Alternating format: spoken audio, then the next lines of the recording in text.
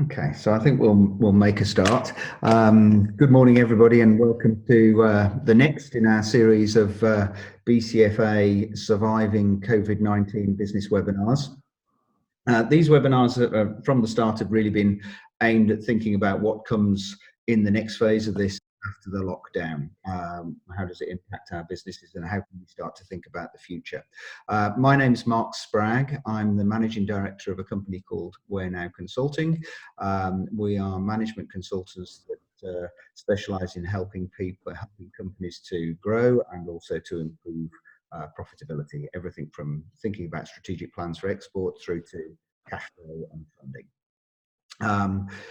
We're delighted to be supporting the BCFA in these webinars that we hope you find informative. Today I'm delighted to be joined by a team of panelists. As always, we're joined today by Jeremy from the BCFA and also by David Beveridge. David is a partner at MacDonald Henderson solicitors and has experience in the sector. And my internet is unstable again, so I do hope you can all hear me. I will ask a chat whilst we're there.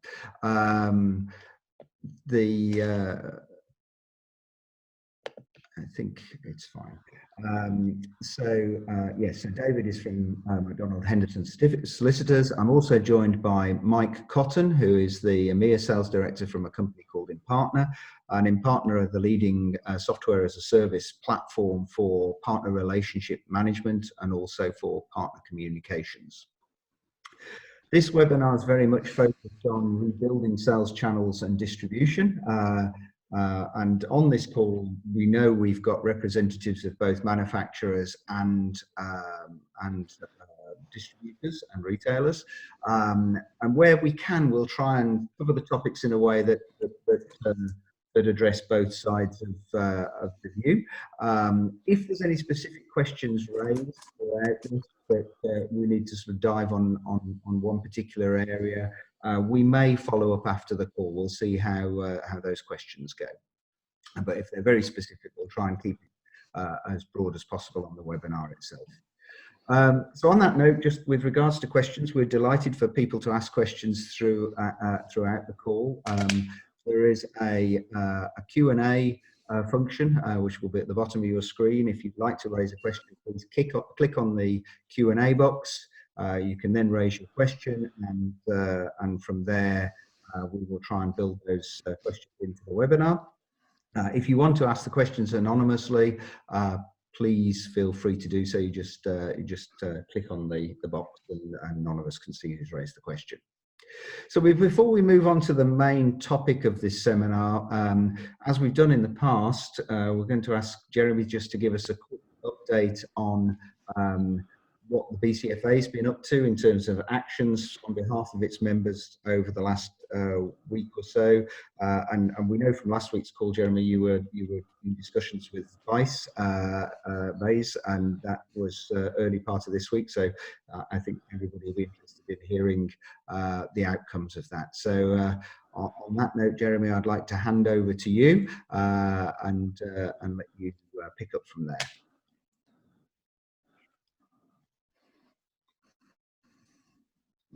Thanks, Mark.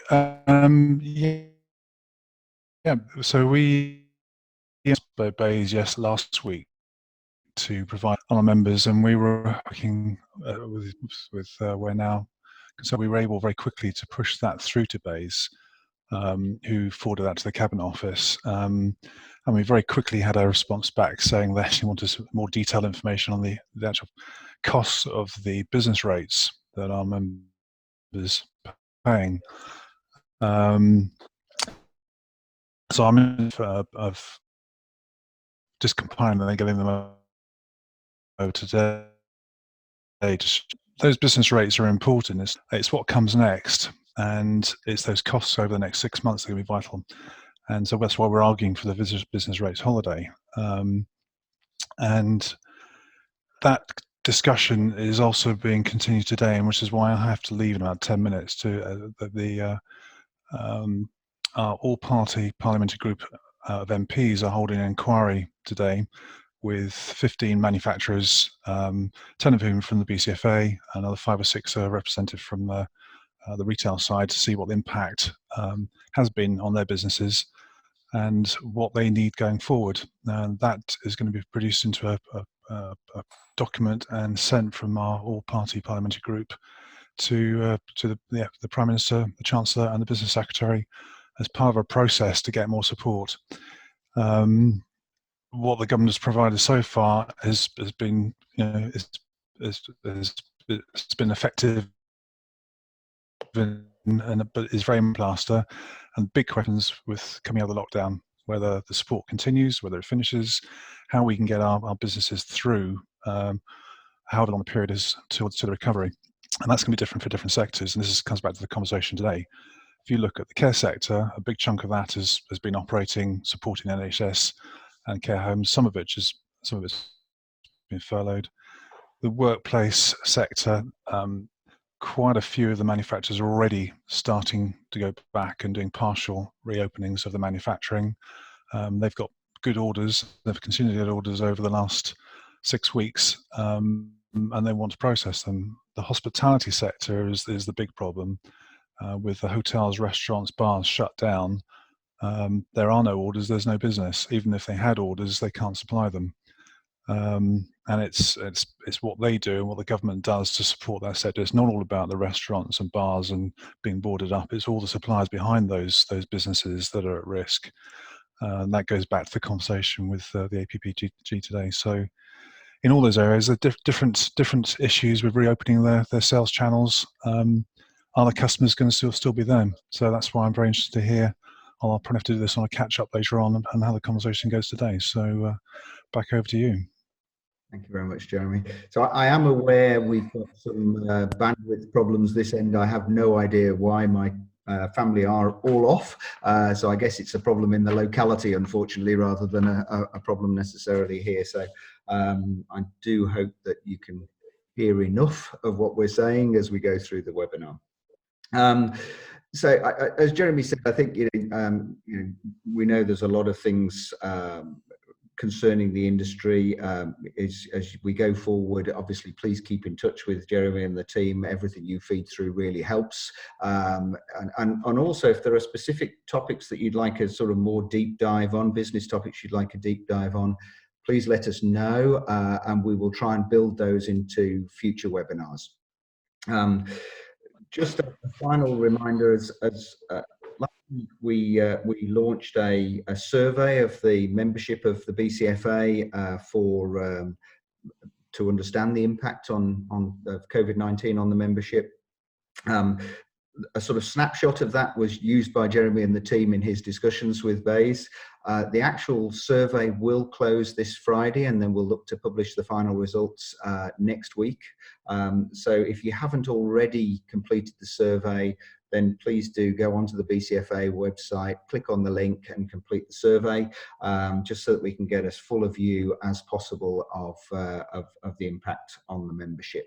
We will be repeating that survey in July to see how things have changed over time, and hopefully people will find that interesting. So let's now turn our attention to rebuilding sales channels and distribution. And of course, this is a key area of concern. At worst, we're going to be in a situation where our chosen partners or customers even may not have survived, and that's going to create some real stresses in the supply chain and in the go-to-market strategies. Our supply chains across the sectors may be severely impacted, either because of supply lines coming from countries that still remain in lockdown, or because elements of the supply chain are no longer in business. So that ability to build the supply chain could be hampered. Cash flow will also be an interesting challenge as we come back into operations. At the moment, everything's about conserving cash, the civil loans and funding for basically to keep businesses alive through this period in time. But as we come back into business, we'll be back into that normal cycle of working capital management, doing some work for a customer, being paid, paying our suppliers, etc. with all the normal timing differences that require to be managed there, but at greater stress. So that the thinking about how to manage the credit risk and manage that credit flow through the channels and sales distribution channels is really a really important point to consider. And you know, we don't expect the credit insurers to be, as we heard from one of the previous calls, to be in play in the way they have been up until now. And last but not least, ongoing social distancing will just change the way we have to do business. The calls will be a challenge. So, and we can see this clearly in the car industry at the moment. The car manufacturers are back in business, but their supply to the market, their dealerships, as yet are not. So it'll be a story that's repeated across the economy, and as Jeremy said, it's very obvious as we sit today in the corporate hospitality sector. So as we said before in previous webinars, it's really important to plan, create that recovery plan, highlight the areas of impact and risk, be really clear on what those are. Be really targeted in your response. You know, it's very easy to try and do everything for everybody, but every manufacturer, every dealer will have their key customers or their key suppliers or their key distribution partners that are crucial, either were crucial through volume or are crucial because they're in the right place at the moment for the future. So be really key on focusing down into those key partners. And then moving on from that, define the areas where you can mitigate loss or risk. So you may have had a customer that was a slow payer or a difficult customer before, or a partner that was the same in the past. So how can you start to plan to mitigate that risk or protect your business from that risk or protect that partner? So defining those areas of loss. And then really the key is to align all your resources against that plan. It's very easy, particularly when we're all socially distanced, to be, I guess, disparate in our actions. So do your sales teams, do your marketing teams, do your operational teams really understand the plan, the businesses that you're really looking to protect, the area of risk that they need to be behind to deliver on the plan. So that's everything from your people, your technology, your data, your resources, and most importantly, your management time. Are you focused on the key areas of the plan? So we're not going to spend too much on building a plan. It doesn't need to be, it doesn't need to be a 70-page document. It needs to be a short, concise, and easy to use and easy to understand by your team's plan. So as we start to think about recovering and moving through that plan and the elements that should be in there, we all know we're going to be facing problems with customers, retailers, dealers, manufacturers, the longer this goes on. Some won't survive, some will struggle with supply chains. So, there are so many unknowns. So I guess for the panel, and I'm going to do an unusual thing when I hand to the panel, I'm actually going to try and move and see whether I can move to another part of the house on a different hub and see whether that actually helps with the internet connection. But as I do that, I'd like to hand over to I think David first, if that's okay, David, to start sharing some thoughts as to how businesses should be thinking and preparing for those recovery plans. And in the meantime, I will take a walk.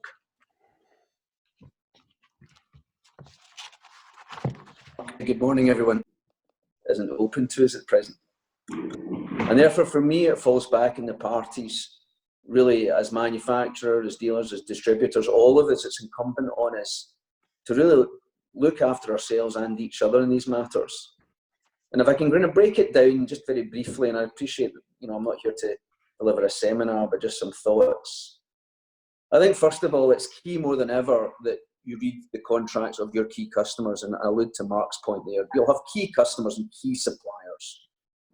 And it's important that you get a handle on what your contracts are saying. So, for example, is there a force majeure clause which would allow you, if necessary, to either suspend, delay, or terminate the contract? Is there a right of set-off there which would allow, for example, a distributor to hold back sums from you as a manufacturer if you fail to deliver the goods on time? What's the governing law of the contract? If the governing law is not a UK law, governing is not UK law, and for example, it's German or Spanish or Belgian or indeed Brazilian, United Arab Emirates, these countries have special protections in place for distributors. So again, you know, there's potentially areas there where, as a manufacturer, you might find yourself exposed to paying compensation. Distributors themselves may well be under a great deal of obligations under the distributor agreement which you have with them to sell a certain amount of product, not to enter into other territories and the like. And what I'm really starting to drive at here is this need for us to step away from the black letter of these agreements and really concentrate on the relationships and what do the parties want of this coming out. It's not like the banking crisis where the world almost came to an end because of the lack of credit. There is, for me, other than the sectors which Jeremy pointed out, a pent-up demand. There is customers out there waiting for product. And I think, therefore, from a legal perspective, what you're looking to do is to understand your contract, but then be prepared to engage within that contract. So, for example, being prepared to negotiate payment terms, whether it be deferment of payment by the distributor, whether it be an agreement that manufacturers will be delivering, obviously, later than scheduled, but everyone reaching an understanding. And I think key to that is communication. Now, I'm going to leave Mike to talk a bit more about that. There are, however, other things that you can do, I think, extraneous to the contract, and I think you should be doing right now. And it's really just to lead on from something that Mark was saying about mitigation of risk. And I would maybe characterise that, I think, in a few key practical steps. If you're a manufacturer, you have to be aware that your trading partners could well be trading on oxygen, on no oxygen at the moment, and literally fumes. And so therefore, I think it's very important, even more than you normally would, to ensure that, for example, in your contract, you've got retention of title clauses which say that the goods remain in the manufacturer's ownership until the money has been received, notwithstanding that delivery may have been made of those goods or works. I think in addition to that, you need to be carrying out enhanced credit checks. And for the distributors in the room, this entirely applies to your good sales as well. You need to be checking that the party on the other side is continuing to trade. But be aware that credit checks are, of course, quite historic. And that leads me on to my third, and I think the most important point here. Mitigation of risk is about having your eyes and ears in the market, and therefore you really need to be keeping your ear to the ground, talking to your partners, talking to your suppliers, talking to your customers, and generally being aware, get away from being disparate, get away from being disconnected, but be aware of tittle-tattle, be aware of gossip, be aware of pressures. There is nothing beats a phone call to find out what challenges people are actually facing. And all of this comes back to this need to mitigate your risk, where possible, conserve cash without destroying relationships, make deliveries and supplies of goods and services where it is safe to do so, but be aware and have an understanding that we are in a very, very different world than we were, and that pointing to the black letter of a contract isn't necessarily going to move anyone forward here, particularly, as I say, given that at the end of the day, I can't see the courts returning to any normality here before autumn 2020, if we're lucky. So, you know,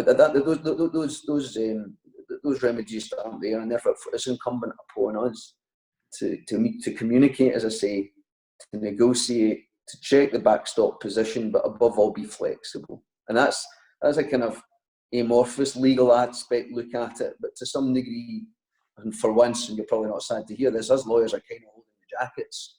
We can point out what the black letter is, but at the end of the day, the question is this: is the relationship one that you wish to continue? If you don't, there's probably ways out of it because of force majeure, material adverse change. But if it is a relationship you wish to sustain, then there should be a way in a fight. You should find a way to do that. That's my legal bit for the time being. But I'm listening very intently and very keen to input whatever I can. Yeah. I think those are very good points, David. I think, you know, it's quite often, you know, in normal times, we quite often leave that debt conversation to the finance team and quite often to the accounts payable clerk. And, you know, right now, particularly for those key relationships, it's worth all business people thinking about, well, what's my role in that, and do I want to make that call, because actually it's creating that communication. It's got your feet more closely on the market. It's not to say the accounts payable person's not doing a great job, but it just creates a different view. Quite often something that business people don't like to do, but it's definitely a worthwhile conversation. Mike, anything you'd like to add? Yeah, absolutely. Thanks, Mark, and thanks everybody for having me on. Obviously, it goes without saying, I hope everybody's safe at home through this. It's obviously an extremely challenging time, for all of us. So I come from it from a software perspective. I'm not sure if you quite caught it to start off with Mark's intro. We provide a software platform that enables manufacturers to work with distributors and dealers, and enable that more efficiently, more effectively, more automated way.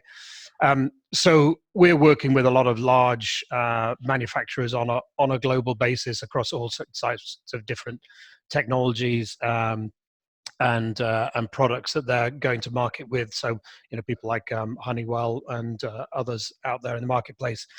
What we're seeing currently, both through our platform and also with our customers generally, is the need for communication.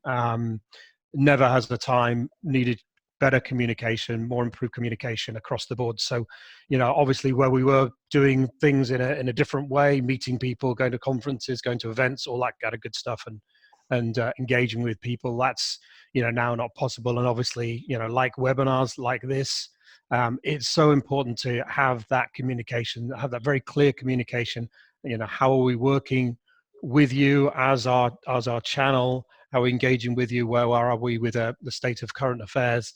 And hopefully, both that's coming from the government and coming through the manufacturers and through the distributors and dealers to ultimately to the customers. So everything is very clear.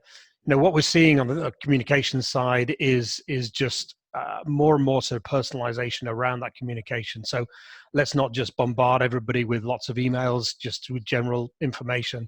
Let's hone in on what's most important to each one of those distributors, each one of those dealers in those different marketplaces, those different verticals.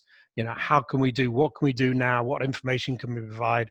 What, as David said, what legal guidance can we provide at the moment? What can everybody be doing right now, both now to help their businesses and going forwards, as we hope to come out of this situation in the nearish future. So that's the one big thing we're seeing across the board, is just that improvement in communication, and that takes lots of different forms. So that could be emails, using some kind of technology, or standard emails. Certainly video is obviously within the news, things like Zoom and things like that, and Microsoft Teams, everybody's seeing a massive increase in video communication and everybody getting on camera. We're feeling more connected because we are on camera and we're seeing people and engaging with them. I don't think I've seen my mother on camera so often than I have in the last 2 months, and getting her on was certainly a challenge. So that's a key part. Social media is another area. A lot of people, depending on the sectors and markets and people you're engaging with, social media is a big area. And again, a lot of people are taking to that weren't on it before. Certainly, I put out my first TikTok and things like that. So again, those are key areas. I would say, number one for us is the communications perspective. And as we're looking at that, Mike, I mean, obviously, if you're using a platform like your platform or one of the other similar platforms for those communications, everything's quite controlled. It's compliant with GDPR and everything's. But for many of us, we're suddenly working from home. Our sales teams are disparate. We're trying to do the best we can. How should we be considering that risk? Is it a big risk as we come forward? Because I think many of us are sort of working probably around the edges of GDPR at the moment, as we're trying to work remotely with files not necessarily where they should be. So.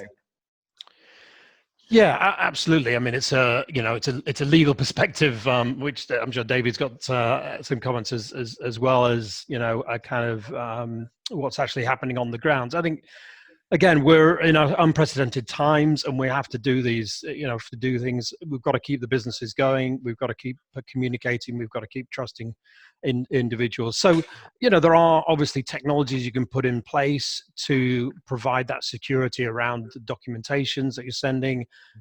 There's obviously, rules and policies around GDPR and the data that you're having, and those have been in place for quite a while and are pretty clear. But in terms of sort of working from home, obviously, again, there's specific technologies that can really help on the security side of that, and enabling, safe transfer of documents, safe sharing of documents, and all that good stuff. And again, you're seeing in the industry, our customers are some of those that are providing those kind of technologies, and they're certainly seeing the increase in the consumption of those technologies across the board. So there's certainly things you can put in place. As you said, Mark, people are working on the edges of GDPR, but again, we've still got to apply those policies and procedures as we're thinking about those communications. Absolutely. David, anything you would add to that? From my perspective, as long as I think you've got a good IT backup, and that you've got from remote working, that you're setting out policies for your team, you're probably doing all you can as a business. What I would quite like to think about also, though, is just the kind of to feed back into Mike's point about what is right for your business in terms of levels of communication with your sales team, and of course with your credit team. When we first kicked off this, so we're a relatively small firm, specialising in corporate commercial matters. And the first thing I did was, of course, institute a daily Zoom call. Mm-hmm. It was at 3, I think it was, at 3 o'clock every single day, and we'll all appear. And of course, you would never do that. You would never have a team meeting every day in the office. And frankly, within about a week, everyone was just driving each other up the wall, because we were coming on this call and there wasn't a lot more to say. We knew the client's business works, things we're working on, pretty much a good idea of the mood in the camp. And so matters have evolved into something a bit more, relaxed. It's probably twice a week. One of them probably involves, a glass of beer at the time. But at all time being professional. And I think it's about evolving your approach to these things. But I do think it's absolutely essential that you are talking both intra-team and, of course, reaching out. And I do take the point that I think it's very, very easy to send out a whole bunch of emails to people, but nothing beats a conversation. Yeah. Because it's in the conversation that you will find out the true nature of how things are getting on. And I'm particularly interested in this about trading partners, where people are going on trust here and are making things, manufacturing and producing products, and you really do want to know that the trading partner on the other side is in a relatively good place, or at least in a survivable place. So I think Mike's points about communication are absolutely key here. The other area which I don't think we've really touched on just yet, and which I do think relates back into the legal but also sort of softer side of reputational, is just the end customer experience at the moment is being impacted. I'll give you a quick example. Household distributor, if you like, major household UK family sort of name. I'll not even give the initials, but it's where you would go to buy any household products or whatever. Fantastic service, great reputation, been around for hundreds of years. So if you're a manufacturer into that distributor at the moment, you're producing your goods and you're happily bringing it to the distributor, and they're selling on to the end customer. So that distributor has just issued a protocol to say that it will only deliver the white goods to the doorstep of the customer. Now, that's all very well if you're talking about a brush and pan, or some small goods. But if you're talking about a dishwasher, there's inherent logistics there about people being able to get in and out of their houses. Now, I don't expect they would leave them on the doorstep, but most human beings are not going to be able to move, for example, a dishwasher. Now, that's a protocol that's been issued by the distributor to its logistical partners, the delivery companies and the likes. But there's a reputational issue there, not only for the distributor, who's obviously the person, the party from whom the end customer's buying, but also the manufacturer. If that person's spending, you know, upwards of £1,000, for example, on a high-end white good product, and it's not being delivered, now we get the protocols, we get the COVID issues. But what I'm talking about here is having a holistic view of your business. It's all very well producing the product, it's all very producing the furniture, all well producing these products, but how are they being installed? What is the end game? What does that look and feel like to the end customer? And again, I think this comes back to good communication or bad communication. And I do think that, you know, some attention to that. I just wonder, Mark, whether you have any thought about, you know, to what extent are the public forgiving here? To what extent is the end customer forgiving? At what point do we say, well, actually, COVID can only account for so much, but actually this just isn't turning into a good experience for me? I just wondered if you had any views on that. Yeah, I think as we look at this, customer experience has been key for particularly the last few years as people have become more aware of it. We've had the sort of the change from single channel to multi-channel to cross-channel to omni-channel, and those changes were all about improving the customer experience. But, you know, whilst there may short-term be a degree of acceptance of the world we're in at the moment, the good manufacturers and the good distributors will align that very quickly. And if you're not ahead of that, even though you might not have a reputational risk as such, you will be outcompeted. So I think it's a real key area, that end-to-end customer view, and with an eye to the end customer, particularly if you're going through channels, is key to success. Was before, and I think it'll be even more so as we go forward. Absolutely. And certainly I couldn't agree more. I had personal experience of that the other day, where I think we're all wanting to get out and bike, do more biking. So wanted to buy a new bike from a company and put the order in, and it didn't get delivered, and it took me days to get in touch with the customer services team. And we all know, you know, these teams are potentially furlonged or they're working remotely, you know, but again, if, you know, their website, you know, gave me some information saying, you know, unfortunately, but due to COVID, we're down by 50%, or we've only got 2 people at customer service, you know, delays, there is going to be delays in these communications, there are going to be delays in your order, you know, we're not going to be able to get in touch with us by the phone. You know, if there's those communications, then I sit back and go, okay, no, I understand it's going to take 48 hours instead of 2 hours to come back to me. I, you know, fully respect that. We all know we're in unprecedented times. But again, is that communication. If that communication is not there, you're sitting there getting more and more frustrated with that. And like you said, David, the reputation of that company goes. And if the communications are gone, you know, you say, well, okay, I'm not going to take that particular product, and I'm never going to go back and buy from that company, you know, because of the way that they've communicated and the way that they've engaged with their customers. So, you know, I absolutely, you know, reiterate what. I think it's very interesting. I can give a further example, which I'm just thinking about, you know, and probably a bit closer to the sectors who are present here today. And again, thanks for listening to us today. And that's, you know, a specific example up here would be in the soft furnishings. Very, very famous Scottish family brand, Remnant Kings, sadly went into administration. I think it's administration, maybe it'll be liquidation. You're quite early in the process. Now, that's very, very sad. Good number of jobs lost.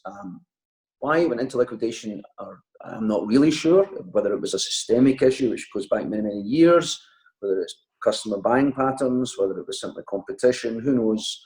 And I'm afraid I don't have that information. But if I juxtapose that with a competitor of that company, which I know for a fact phoned round all its customers with whom it had orders, and effectively, I don't want to use the word extort, but I'm not far off it.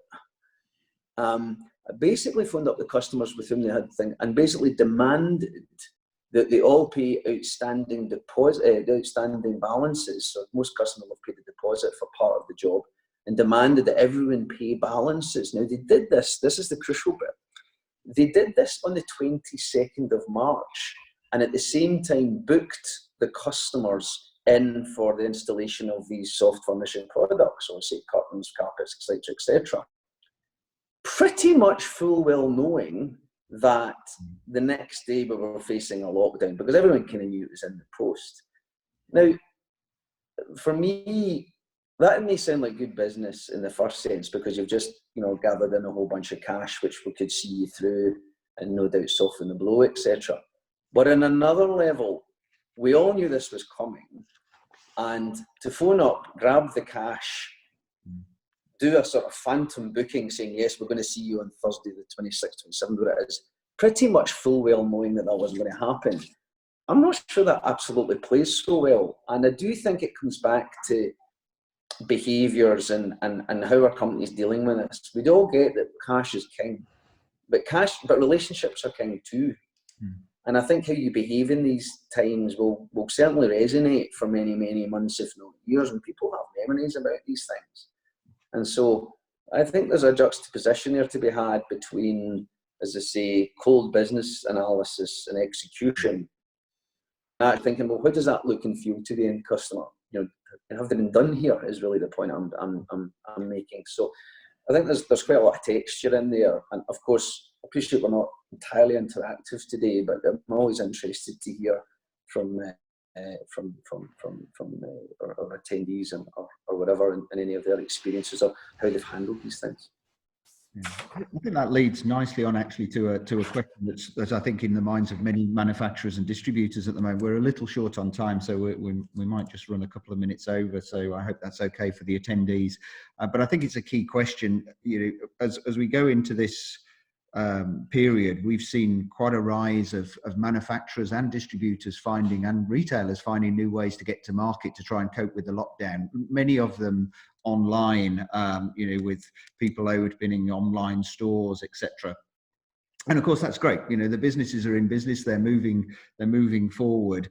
But of course, when we go back to a bit more business as normal, those channels are unlikely to go away. So we're creating, either additional channels or even competitive channels to existing distribution, or indeed we've got distribution now effectively multi-branding product through a sub-channel of a website that may not be a part of their original distribution agreement. So, but these things are unlikely to go away. It's the way the world is today. So, as we look at that, guys, obviously communication's key again,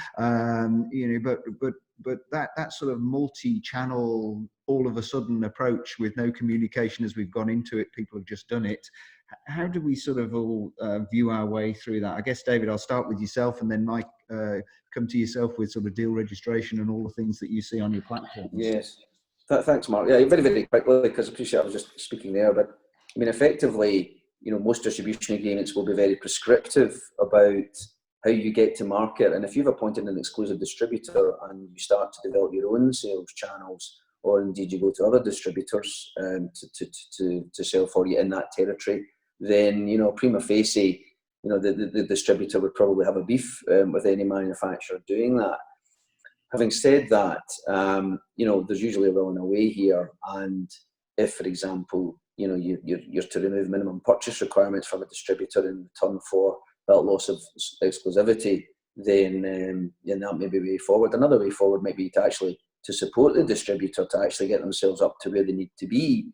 And if that means, giving them an extra bit of time, perhaps giving them payment holidays or whatever, to allow them to use that resource to perhaps, man up on an online sales team or develop, a better web presence and optimization, whatever it may be, then that might be the way forward. But certainly, it comes back to my thing, at least read the contract, be aware of what the base position is, and then perhaps move it forward. But exclusivity and that sort of thing, non-compete agreements, non-compete provisions and restrictive covenants, all that stuff needs to get understood before you march out and start developing your own sales channels. Because, under the law, that would probably be a breach of contract and would allow the other party to claim damages.